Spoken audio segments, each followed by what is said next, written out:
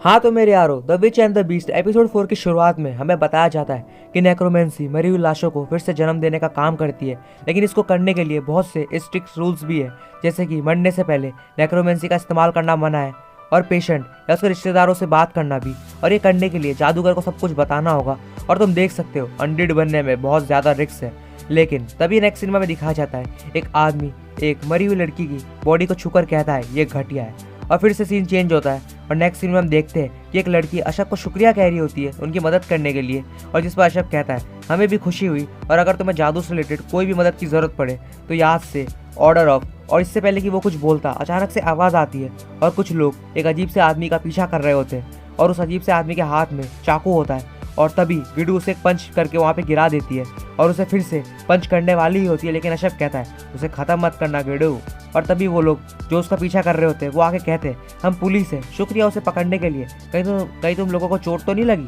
इस पर अशक कहता है नहीं हम बिल्कुल ठीक है, लेकिन आखिर क्या हुआ है क्या आप हमें बताएंगे। जिस पर पुलिस वाला कहता है असल में ये एक अनडेड है और ऐसा लगता है काफी टाइम से इसे खाना नहीं मिला है तो ये पागल हो गया है। जिस पर गिडू कहती है क्या ये एक एंडेड है। जिस पर शेफ कहता है क्या तुम्हें पहली बार किसी एंडेड को देखा है। जिस पर गिडू कहती है मुझे लगा था कि वो और भी अजीब होंगे। इस पर शेफ कहता है रिसरेक्शन टेक्निक कुछ दिनों में अच्छी हो गई है और उनके जिंदा रहने के लिए और उनके दिमाग को डेली नेक्रोमेंसर से मेंटेनेंस की जरूरत होती है। और इसके अलावा अगर वो इस तरीके से मरते हैं तो ये बिल्कुल एक रेयर केस है। जिसपे पुलिस वाला कहता है इसमें एक फनी चीज है, मरे हुए होने के बाद भी मरे हुए लोग एक के बाद एक भाग रहे हैं। जिसपे तभी पास में वो खड़ी लड़की कहती है तो अगर ये परेशानी जादू से रिलेटेड है तो ये लोग जरूर तुम्हारी मदद कर सकते हैं क्योंकि ये ऑर्डर ऑफ मैजिकल रेजोनेंस है। जिसपे पुलिस वाला शॉक हो जाता है और कहता है क्या ऑर्डर ऑफ मैजिकल रेजोनेंस, तुम उनके साथ हो। इस पर शेफ कहता है अभी जो भी तुमने बताया उससे लगता है ये कुछ बुरा चल रहा है, लेकिन मुझे माफ़ करना अनडिड मेरी स्पेशलिटी नहीं है और इसमें हम तुम्हारी कोई मदद भी नहीं कर सकते। लेकिन हम किसी को जानते हैं जो कि ऑर्डर ऑफ मैजिकल रेजोनेंस से ही है। और फिर हमें एनीमे में 2 न्यू कैरेक्टर्स दिखाए जाते हैं, नेक्रोमेंटिक स्पेशलिस्ट, लड़की का नाम फेनोरमा क्रिस्टोफल और लड़के का नाम जोहन। जिसपे ये लड़की कहती है ये शहर काफ़ी ठंडा है और जिसपे जोहन कहता है नहीं ये तो बहुत गर्म है। और फिर ये भी कहता है कि वो सब तो ठीक है लेकिन अपना बैग तो खुद पकड़ो समझी।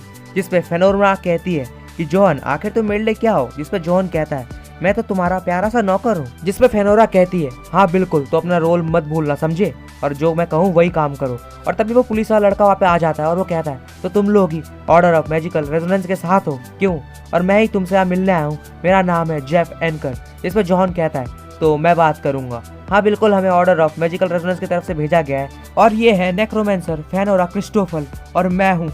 और इससे पहले कि वो कुछ बोलता फेनोरा उसकी तरफ देखती है और जॉन कहता है इनका ईमानदार नौकर यार। और तभी नेक्स्ट सीन में हम देखते हैं कि ये लोग एक रेस्टोरेंट में कॉफी पी रहे होते हैं और जिसपे फेनोरा जेफ से केस के बारे में पूछती है और जेफ उसे बताता है हाँ बिल्कुल 2 महीने पहले ये सब पागलों जैसी चीजें होना शुरू हुई, हमारे पास हमारी कस्टडी में 600 है। और फिर जेफ फेनोरा की तरफ देख के मन में सोचता है कि मुझे समझ नहीं आ रहा कि आसपास की हवा इतनी ठंडी क्यों है। और फिर कहता है कि वो सब अभी भी नेक्रोमेंसर से मेंटेनेंस का वेट कर रहे हैं। इस पर जॉन कहता है ऐसा कैसे, जल्दी करो और उन्हें वापस लाओ जिन्हें उन्होंने जिंदा किया है।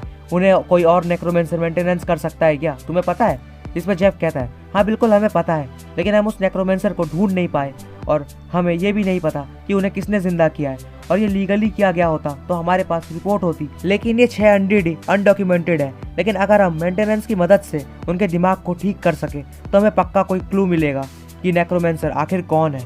जिसपे जोहन कहता है अबे ये केस तो बिल्कुल चिकन और एग की तरह लग रही है बे। जिसपे जेफ कहता है किसी भी केस में किसी को जिंदा करना बिना प्रॉपर प्रोसीजर के बिल्कुल इलीगल है, हमें उसे किसी भी हालत में ढूंढना ही होगा। इसमें फेनोरा कहती है वो आवारा हो सकते हैं। इसमें जेफ कहता है इससे तुम्हारा क्या मतलब। और फेनोरा कहती है तुम्हें रिसरेक्शन के बारे में कितना पता है। इसमें जेफ कहता है ज़्यादा नहीं, बस इतना ही कि इंसान खुद और उसका परिवार उसके बारे में बात कर सकते हैं। और जिसमें फेनोरा कहती है और जब किसी को जिंदा कर रहे हो और किसी को जिंदा करना या अपने रिश्तेदार को जिंदा करना ये एक ज़रूरी बात है। इसमें जॉन कहता है लेकिन कभी कभी ये सब ज़्यादा नहीं होता, आवारा वो लोग होते हैं जो लोग किसी को जिंदा करते हैं इल्लीगली बिना किसी कारण के और उन्हें अनडेड करना ये बहुत मुश्किल है। इस पर जेफ कहता है क्या मुश्किल।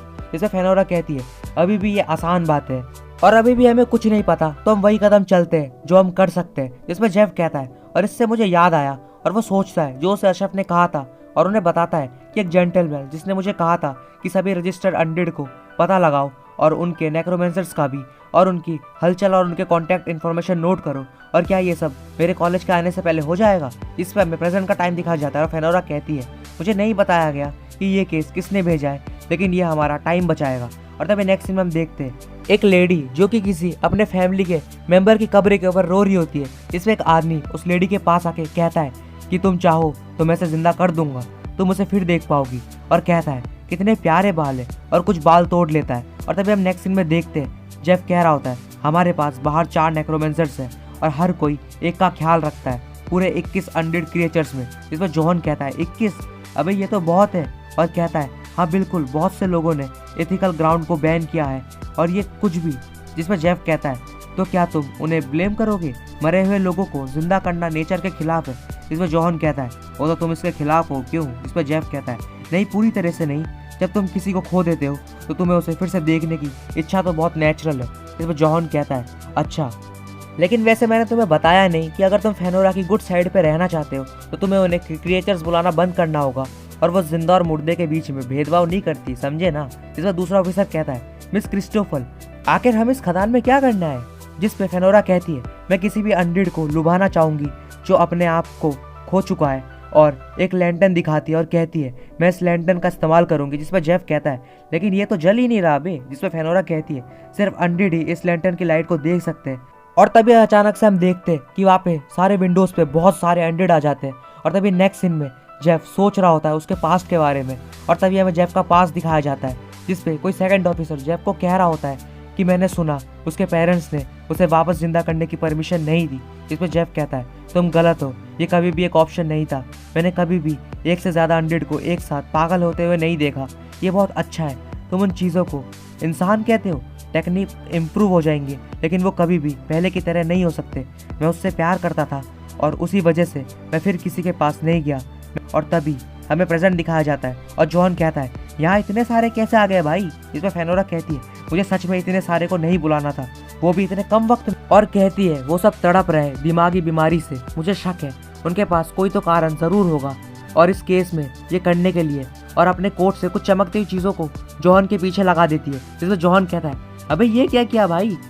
और तभी सारे अनडेड शीशे तोड़ के अंदर आने लगते हैं और जॉन कहता है तुमने मुझे बियोकॉन की तरह हाईलाइट कर दिया। और तभी सारे अनडेड जॉन पे हमला कर देते हैं और जेफ कहता है हमें उसकी मदद करनी होगी। जिसमें फेनोरा कहती है नहीं, कोई ज़रूरत नहीं है, वो ये सब अकेला संभाल लेगा।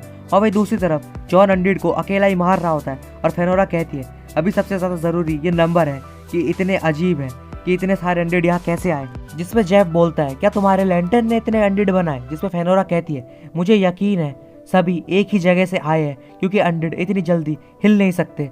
मुझे शक है ये सब टाउन में ही छिपे हुए हैं, बस 40 मिनट लैंटर्न को जलाने से ही ये आ गए। कहीं पर तो एक इंसान है जो पैरों से पहुंच रहा है और इस वक्त मैंने एक डेजर्टेड एरिया चुना है कम रिस्क के लिए। और वही दूसरी तरफ जॉन सारे अनडेड को मार देता है और गुस्से में कहता है फेनोरा हमेशा मैं ही क्यों तुम्हारे काम करूँ? जिसमें फेनोरा कहती है तुम बहुत अच्छे दिख रहे हो। जिसमें जेफ कहता है सुंदर लड़कियों से सावधान रहो, समझे? और दूसरा ऑफिसर भी कहता है कि मेरी बीवी ने भी मुझे बहुत परेशान किया था। और तभी फेनोरा एक अनडेड के पास जाके उसके हाथ को पकड़ के कहती है कि कितना शर्मनाक है, सारी फिंगर अभी भी निकली भी नहीं है और कुछ के हाथ नहीं है और किसी का तो फेस भी अच्छे से नहीं बना है। ऐसा लगता है उस नेक्रोमेंसर को इन्हें पालने का कोई इरादा ही नहीं था।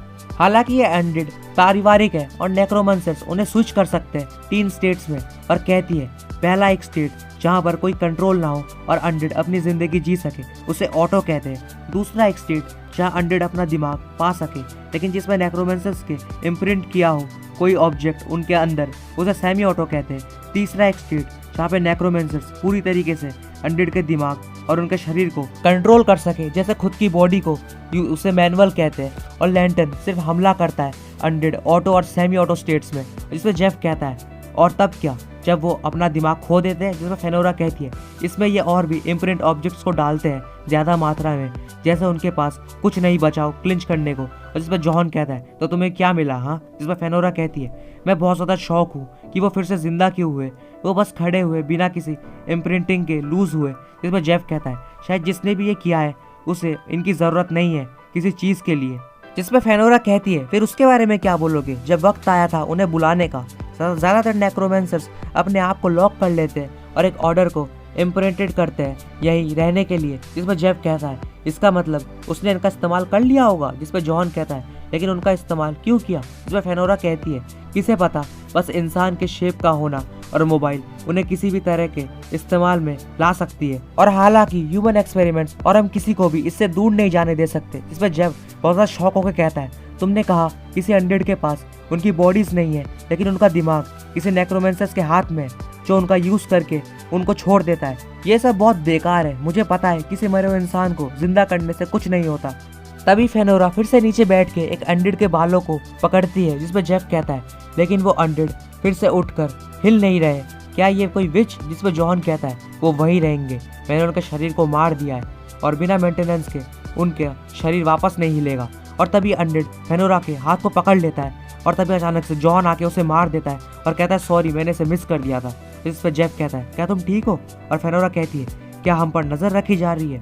और फिर हमें नेक्स्ट सीन में वही कब्र के पास आया हुआ आदमी दिखाया जाता है जो कि एक चेयर पर बैठा हुआ होता है और फिर से सीन स्विच होता है और दूसरी तरफ फेनोरा और बाकी सभी पैरों के निशानों का पीछा करके एक बिल्डिंग के पास पहुंच जाते हैं। और जेफ कहता है ये तो एक पुराना मैंशन है, जिस पे जॉन एक विंडो के पास जाके कह रहा होता है यहाँ की स्मेल कितनी अजीब है और अंदर देख रहा होता है। तभी जेफ कहता है जॉन तुम्हारे पीछे, और पीछे एक बड़ा अनडेड जो कि जॉन पे हमला करके उसे जोर से पंच करता है और जेफ उस अनडेड पे फायर करता है लेकिन कोई असर नहीं होता। और तभी एक अनडेड पीछे से आता है और कहता है तुम उतने ही प्यारे हो जितना मैंने सोचा था, तुम सभी को यहाँ आने के लिए शुक्रिया, तुमने मुझे तुम्हारे पास आने वाली परेशानी से बचा लिया। इस पर जेफ कहता है क्या ये नेक्रोमेंसर है, इस पर फेनोरा कहती है नहीं ये दिमाग है लेकिन लड़की नहीं ये मैनुअल है। इस पर अनडेड कहता है वेलकम, प्लीज अंदर आओ और अपने कम्युनिकेशन डिवाइस प्लीज उतार देना।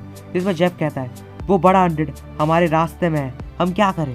जिस पे अनडेड कहता है मुझे खून खराबा करने का कोई शौक नहीं है और मुझे भरोसा है कि तुमने किसी को खो दिया है, किसी अपने को, जेफ एनगर। इस पर जेफ कहता है तुम्हें कैसे पता मैं कौन हूँ। इस पर अनडेड कहता है मैं हर जगह तैनात हूँ, अपने फियोंसी को खोना तुम्हारे लिए बहुत दुख की बात होगी लेकिन चिंता मत करो, नेक्रोमेंसी से कोई भी पार्टिंग हमेशा के लिए नहीं रहता।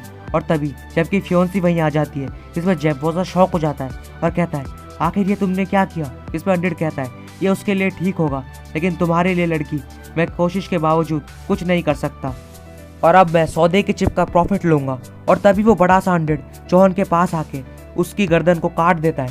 इस पर फेनोरा चिल्लाती है मुझे उसके पास जाने दो, और अनडेड कहता है तुम्हें उसका ख्याल रखना चाहिए था लेकिन चिंता मत करो, तुम उसे फिर देख पाओगी और अब मुझे फॉलो करो। और फिर हम देखते हैं कि वो सभी अंदर चले जाते हैं और ये एपिसोड भी यहीं पे एंड हो जाता है मेरे यारों। तो मेक श्योर अगर ये एपिसोड तुम्हें अच्छा लगा हो तो लाइक एंड सब्सक्राइब कर देना। मिलते हैं नेक्स्ट वाले एपिसोड में, तब तक के लिए टेक केयर और बाय बाय।